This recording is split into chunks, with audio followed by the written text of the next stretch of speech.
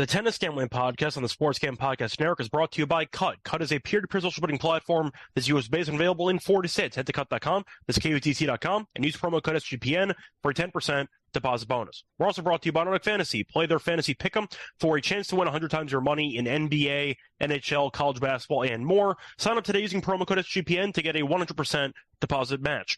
We're also brought to you by Hall of Fame Bets, the sports fan research platform for parlays, player props, and game lines. Download the app or visit HOPENY.com. Use code SGPN to get 50% off your first month and start making smarter bets today. And welcome, everybody, to the Tennis Gambling Podcast here on the Sports Gambling Podcast Network. It is currently late Saturday night, roughly 11 p.m. Eastern Time here on March 30th. I'm your host, always, Scott Reichel, once again going solo for this pod. Should be a fun episode, a bit of a shorter one because we only have one match to preview. It is finally ATP final time in Miami as we're going to preview the matchup between Dimitrov and Sinner, which should be taking place at around, I believe, 3 p.m. Eastern time. So we're going to talk about that match in a second. Before we do that, though, have a decent amount to recap, actually, because there are two episodes we have to recap. We had the men's semis picks, and we also had the women's final picks. We had an episode with Noops. Hopefully you enjoyed having him with me as the special guest, and we're definitely going to look to have him on again, probably for the French Open, to preview the women's tournament. But still, point is, we have a couple of actual episodes to recap. Before we get into any of that, do want to remind everybody to like and subscribe on YouTube, and also a reminder to rate and review the podcast on Spotify or Apple. Could use more reviews, to be honest. I know that the overall rating is solid, but I also would like some quantity along with the quality. So if you can leave us a rating or review if you're listening to this on Spotify or Apple, takes 2 seconds. And of course, don't forget to potentially hop over on YouTube if you do want to catch the show, maybe in a live stream format. Besides that, though, a reminder to check out the merch store as well on the SGPN website. We have shirts, we have mugs, a lot of ways to support the show, a lot of merch that is high quality stuff, and I do think that you should definitely check that out if you want to support the show. Also, a reminder, since I mentioned SGPN, we are, of course, brought to you by the Sports Gambling Podcast Network, and they have a ton of great free, I got to mention free because I feel like it's pretty well documented at this point, but a reminder that there are a lot of high-quality shows out there, especially on the network, and don't just check out the tennis one, because there are 20-plus gambling shows, all free with the network. And in honor of March Madness, this week's featured shows are the flagship show, the Sports Gambling Podcast Show, hosted by Ryan and Sean, where the guys have picked every tournament game against the spread since 2012. And, of course, the College Basketball Experience with Kobe, with Ryan, and with Noah. And they continue to cover the tournament more in depth than I've seen any other network do it. Besides that, though, don't forget to subscribe today to the Sports Gambling Podcast and the College Basketball Experience, wherever you do get your podcasts. Or you just bet UConn every game, and you're probably doing pretty well. What was that, a 30-0 run in the Elite Eight game against Illinois? 30-0. I'm not sure how you pull that off, but still. UConn is a freight train, and good luck to any team trying to beat them. But the point is, check out the other shows with the network. Besides that, though, do want to briefly get into the recap now for the Lock and Dog picks. Overall, not a great pair of episodes for me. I know Noops ended up hitting the lock. He actually had a bit of a ladder there on the first set over in that Collins and Rybakina match, and that ended up getting there as the first set landed 12. But as for me, unfortunately, did not work out in the women's final, as I had Rybakina team total over 12.5 as my lock, and I also had the over 2.5 sets at plus 230 as my dog. Really, really annoying losses. I can't really call them bad reads because Rybakina had so many breakpoint chances. I believe she went 1 for 11 on breakpoints, and as a result, she ended up breaking back to get even, and then she ended up failing. I think it was 3 breakpoints, and then after that, she got broken immediately after and had a couple more breakpoints while Collins was trying to serve it out. Could not convert. You had a very long final game, but eventually Collins did get the job done, and my lock and dog picks went up in flames. As for the men's semifinal, was not close on the lock as I had the over 22.5 games at minus 115 in the Medvedev-Sinner match. That was not even close because Sinner absolutely killed him. Medvedev never stood a chance. I believe he was down 5-0 in about 20 minutes, and Medvedev eventually won a total of 3 games in the entire match. But it was not all bad because we did end up winning the dog. We did have the over 2.5 sets in the Dimitrov and Zverev match at plus 125. That got there as Zverev ended up taking command of the tiebreak early in the second set. Did lose in 3. Thought the match could have gone either way. But the point is I did like the over in that match. and that ended up getting there. So once again, not a great overall episode. The women's episode was not very good for me, but hopefully you did tail Noops's over in the first set. And for the actual men's semifinal picks, decent, basically broke even. So I'll look to sweep here with the men's final on Sunday. I do want to quickly dive back in, though, to the recap of the women's final, because Collins announced she was going to retire after losing in heartbreaking fashion in the Australian Open. And then a couple months later, she wins her first ever WTA 1000 title. Congrats to her. She was great the entire event. I believe she only dropped one set in the entire event, as she dropped the first set to Pera, I believe, and then it went on an absolute mission to win the title. Good for her. Was able to get the job done to go through the actual I'd say matches for Collins. I believe I got that right, though. I think that she ended up actually only dropping one set in the event, and that was the first match. I just want to quickly see if I'm right on that, but I'm pretty sure that I am. But either way, point is she was in control of most of the match. First set was kind of back and forth, but Rybakina eventually blinked, and the unforced errors caught up with her. She had a phenomenal run. I believe she went through qualifying, if I'm not mistaken, but she ended up losing a set to Pera, then beat Potapova in straight sets, beat Avanesian in straight sets, beat Cirstea in straight sets, ended up beating Garcia in straight sets, beat Alexandrova in straight sets, and beat Rybakina in straight sets. So she was phenomenal. It was not qualifying, though. It was actually the round of 128, but the point is she did not have a bye in the first round. So anytime you win your first ever Masters 1000 title, and you do not get a bye in the first round, and you only drop one set in the entire tournament, 0 sets dropped in the last 6 matches, I got to give you props. That's a phenomenal run. Good for Collins. I think she was around plus 8,000 to win the tournament, so good for her. As for Rybakina, I've said it multiple times, I think that she is firmly in possession of the third best women's player in the world. I think Iga is clearly number 1. I think Sabalenka is number 2, and I think Rybakina is number 3.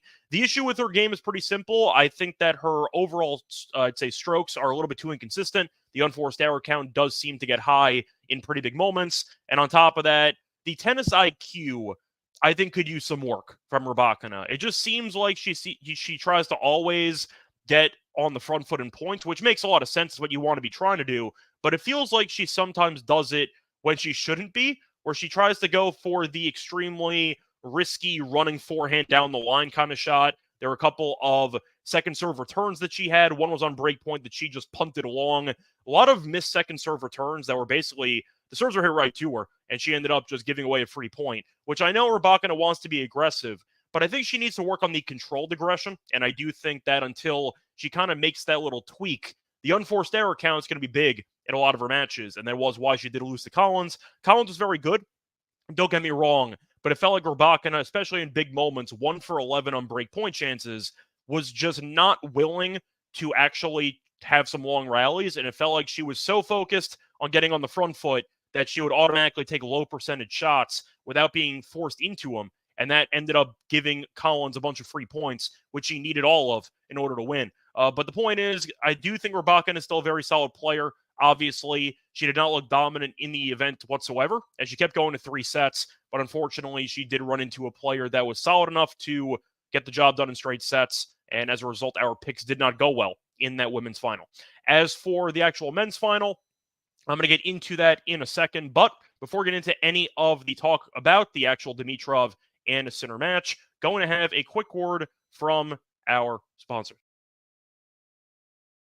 We're also brought to you by Cut. Cut is a peer-to-peer social betting platform that's US-based and available in 40 states. Peer-to-peer social betting is a new and better way to bet directly against your friends or other users on sports, politics, pop culture, and other events with verifiable outcomes, plus a ton of social features that give it the feel of a betting social network. Cut offers lower vig and fully customizable odds so you can create your own bets. Cut handles the payment side of things, so you never have to worry about chasing down your money. Social features include group chats, betting leaderboards, head-to-head history, user profiles, fan groups, and more. And they also have great rewards. Get cash back every single time you bet against your friends or other users. So download Cut today in the App Store or over at cut.com. That's K-U-T-T, and use promo code SGPN for a 10% deposit bonus. We're also brought to you by Underdog Fantasy. Underdog Fantasy is the place to play fantasy sports because it is the fastest growing fantasy app in the industry. They have great pick'em games. For example, you can pick whether your favorite players will have a higher or lower stat total into their upcoming games. You can win up to 100 times your money in a single night. Pick between 2 and 5 players to build a pick'em entry. And you can also make rivals picks, which pits 2 players against each other. So you can pick which player you think might have more points, for example, in an NBA game. But a reminder that you should also join Underdog Fantasy because they have a lot of very fun markets for tennis. They have, for example, breaks of serve. They have aces. They have a lot of fun tennis options to make matches more interesting, and I recommend you joining the platform in order to take advantage of those opportunities. So sign up today with promo code SGPN to get your first deposit doubled up to $100, as well as an instant pick'em special. Visit underdogfantasy.com or find them on the App Store, and don't forget to register with the promo code SGPN to get your first deposit doubled up to $100, as well as an instant pick'em special. Must be 18 plus and present in the state where Underdog Fantasy operates. Terms apply. Concern with your play? Call 1-800-522-4700 or visit www.ncpgambling.org. Welcome back, everyone, to the Tennis Gambling Podcast. Just finished recapping the women's final on Saturday. Now it's time to preview the men's final on Sunday. Looking at the actual money line prices, you're going to see a massive favorite here. You might be surprised by how much. Of course, Sinner was going to always be the favorite, as he is the best player in the world right now. Only lost one time in the entire 2024. But Dimitrov's in the middle of a god run, so we're going to see what happens, and Sinner is currently minus 400. Dimitrov is around plus 320. As for the game spread, Sinner minus 3.5 games is minus 120. Dimitrov plus 3.5 games is even money. As for the total, the over-under is set at 22.5. Slight juice there to the under, but you probably could find the same line on both the over and under if you shop around. As for the alternative over, you can find 21.5. The over is minus 150. The under is plus 120. 23.5. The over is plus 135. The under is minus 165. And if you do want to go for the 3 sets, you can find that at plus 165. Sinner in straight sets is around minus 130, and Dimitrov to win a set is around even money. Now, to go through the actual path of both players for this event, Sinner has looked very good, with the exception of his one match against Griekspoor, where he ended up dropping the first set, but he responded nicely and eventually dominated in the third set. But Sinner's only dropped one set. He's been cruising the last couple of rounds. To go through his overall path, ended up beating Vavasori in the first round in straight sets, beat Griekspoor in 3, beat O'Connell in 3, beat O'Connell in 2, beat Makic in 2, and beat Medvedev in 2. The Medvedev match was absolutely nuts. I know Medvedev has had a hard time of beating Sinner of late, but still, 6-1, 6-2. You beat arguably the 4th best player in the world, 6-1, 6-2. That's a bloodbath. I really can't ignore that. Sinner was phenomenal. Medvedev didn't look great per se, but still. The point is Medvedev, even when he's not on his A game, is still difficult enough to play against where he can find ways to win or make life difficult because he still goes wall mode in the back of the court. Sinner didn't have any of that. Sinner went into the match and said, I'm going to destroy you, and this is what's going to happen. And Medvedev said, okay. And that's how the match went, because Sinner was up 5-0 in about 20 minutes, and he ended up winning the match comfortably. That's probably the most impressive, or maybe the second most impressive match by anybody in the entire tournament. You could argue that that is less impressive than Dimitrov beating Alcaraz in straight sets. You make the argument, but the point is only dropping 3 games against a top 4 player in the world is wild. And I do think that Sinner is, of course, in great form. The concern that I had for Sinner entering the event was the injury that he suffered in Indian Wells against Alcaraz. It appears that might have been an issue early because he was not covering spreads, but then after the Griekspoor match, he turned it on, and now he looks like his old self again. As for Dimitrov, of course, he has been very solid here, and he's kind of gone on a bit of a Cinderella run. Couple of marathon matches, though. Did beat Tabilo in the first round in 3, then killed Hanfman 6-1, 6-0. Then ended up beating Hurkacz in 3 like he always does. Then beat Alcaraz in one of the biggest upsets of the event as he won 6-2, 6-4. Then he had a war against Zverev, which he ended up winning 6-4, 6-7, 6-4. First time he beats Zverev in roughly 9.5 years. So congrats to Dimitrov, win or lose, for making the final of an ATP 1000 event for the first time in a long time. But in the head-to-head, Sinner has gotten the better of him. A couple of close matches, though. Dimitrov did beat Sinner on clay in Rome back in 2020, but both hard court matches have been won by Sinner. Faced off in Beijing last year, Sinner did win in 3, and they faced off in Miami last year, so this exact same event last year, and Sinner did win 6-3, 6-4. So if you want to go based on the head-to-head and the overall location of the event, that would definitely benefit Sinner, because Sinner did win this exact same matchup last year in straight sets relatively convincingly. Now, for the sake of this matchup, do I think minus 400 is a fair price? Probably not. I think I'd probably put Sinner at around minus 300 if I had to price it myself.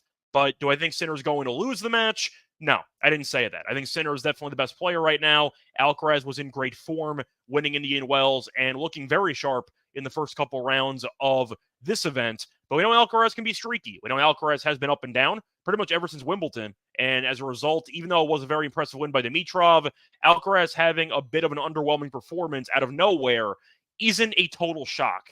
Sinner, though, the reason why I think he's the best player in the world right now is because of the consistent dominance and the consistent level of elite play, where Sinner has dropped one match, once again, one in the entire year so far.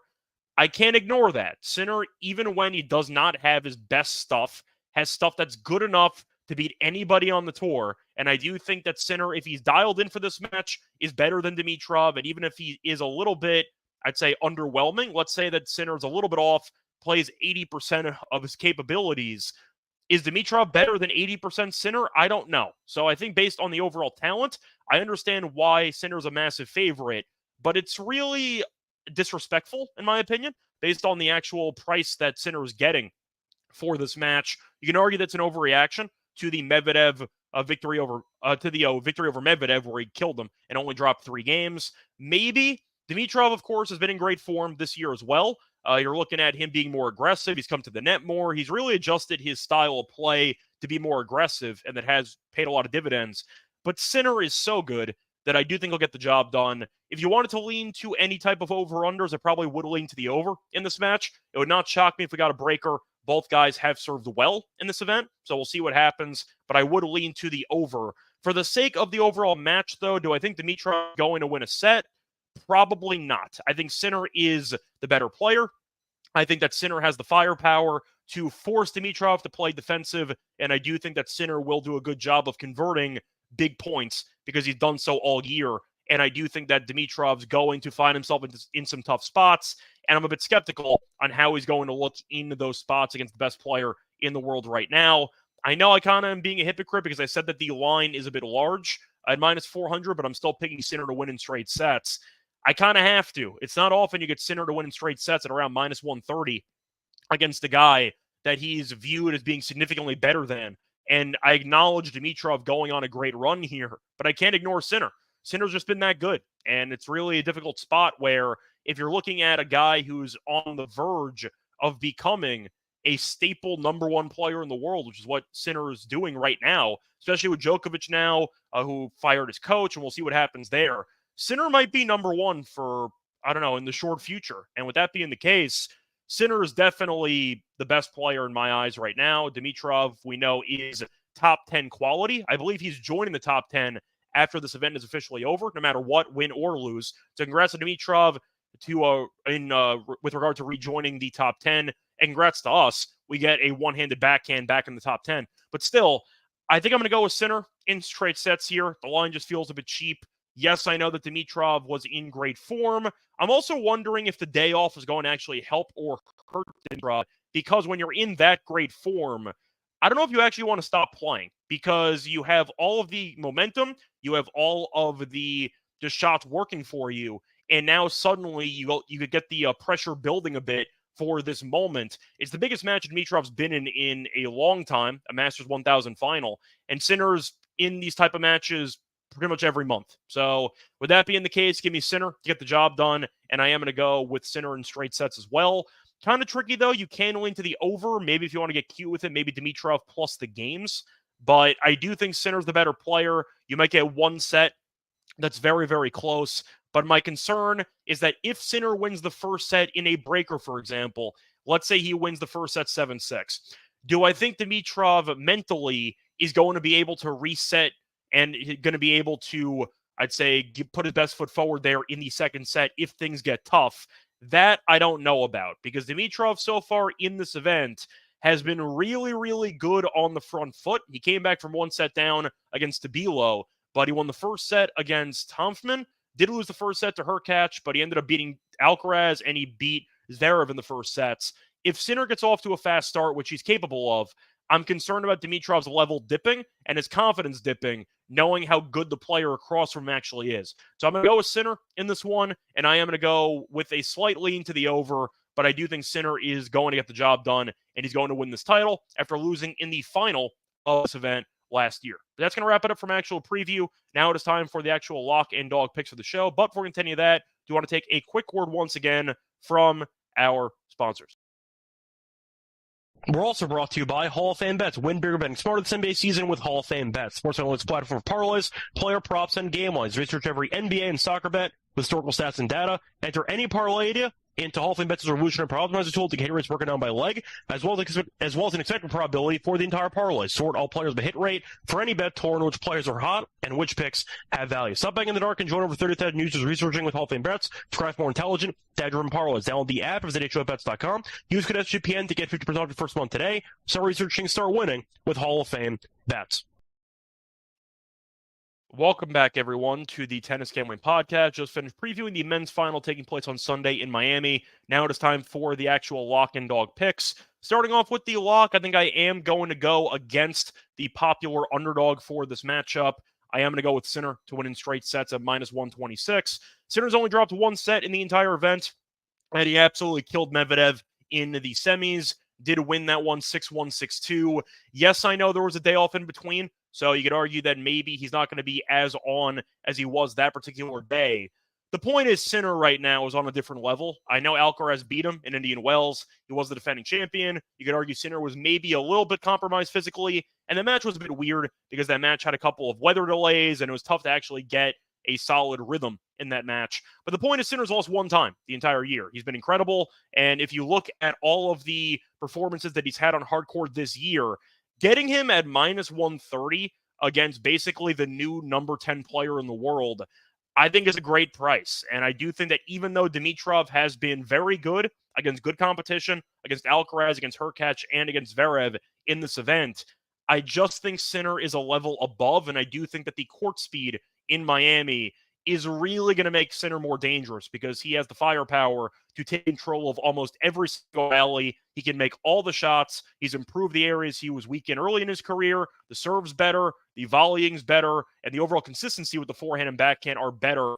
I just think Dimitrov's going to want to get on the front foot and get aggressive with these rallies, and I just don't think he'll be able to, just simply put. I think Sinner's lengthy enough to have a solid return game in this matchup, and he's got the firepower, obviously, to push Dimitrov back on the court. So I think Sinner, he's going to get the job done in straight sets. And you're also looking at the head-to-head matchup last year on the exact same court, and Sinner did beat him 6-3, 6-4. Once again, might not be the easiest straight set win. You might end up getting a breaker in there. But Sinner is the much better player on a consistent basis. And even though Dimitrov has gone into a great, I'd say, level or great overall form for this event, I have to trust the more consistent commodity here, and that's Sinner, who's elite on a regular basis. So for me, give me Sinner to do what he did last year, which is to beat Dimitrov in straight sets in Miami at minus 126 as my lock. For my dog, I am going to go to a player prop here. I'm going to go to an aces prop, and I am going to go with Sinner under 5.5 aces at even money. You can argue that it is correlated because Sinner, if he ends up winning in straight sets, will have less service games to actually work with to accumulate these aces. But the main reason why I'm going to take this is based on the head-to-head and based on Sinner's recent form with the serve. In the 3 career head-to-head meetings, 2 of them on hard court, Sinner's had a total of 6 aces. He had 1 ace in the clay match in Rome, so I'll toss that one out. 5 aces combined in the 2 hard court meetings, so I do think Sinner, even though his serve has improved, they faced off twice last year on hard court, including 1 time in this event, and Sinner's ace count was really never close to going over 5.5. I do think that Sinner is going to be able to showcase his first serve power, but the point is Dimitrov's done a good job of getting rackets on the serves in the past, and I do think getting even money for a guy that has gone basically under this number quite handily in every single match that he's played in against Dimitrov is a good value play in my opinion. Plus, Sinner in the last couple of matches has really not been good at actually accumulating aces. He's had less than 6 aces in 6 of his last 8 matches. So that being the case, yes, Sinner potentially can find his serve, and he might end up finding a rhythm. If that happens, we lose. But still, when you go under this number in 6 of 8, you go under this number in all 3 meetings against your opponent, And on top of that, Miami might be a bit windy tomorrow. Should be around 10-mile-per-hour winds, which can impact the first serve percentage, for example. But based on Sinner's lackluster serving numbers with aces in this event and with his overall matchups against Dimitrov, I think 5.5 is too many. And I think even money is a good price, so I am going to go with the under. So once again, my picks for the men's final, the lock's going to be on Sinner to win in straight sets at minus 126. And my dog will be on Sinner under 5.5 aces at even money. That's going to wrap it up, though, for this episode of the Tennis Gambling Podcast. A reminder of what the actual plan is going to be for next week. We are officially in the clay season, and we officially have 3 ATP 250s. We're going to talk about Houston, we're going to talk about Marrakech, and we're going to talk about Estoril. So the point is we have a tournament in Texas, tournament in Morocco, and a tournament in Portugal. We're going to preview all 3 of those, and we are going to go through, hopefully, quarter odds for each of them. Might be a long episode. Not sure which books will have quarter odds. If a book does not have them, we might have to skip it. But the point is we have 3 tournaments to preview. We're going to try to do all of them in one particular episode. But until next time, find me on Twitter at Reichel Radio. Find me on the NBA show, the MLB show, the NFL show. You get the point. Until next time, though, good luck to all of you and all of your bets. Bye, everyone.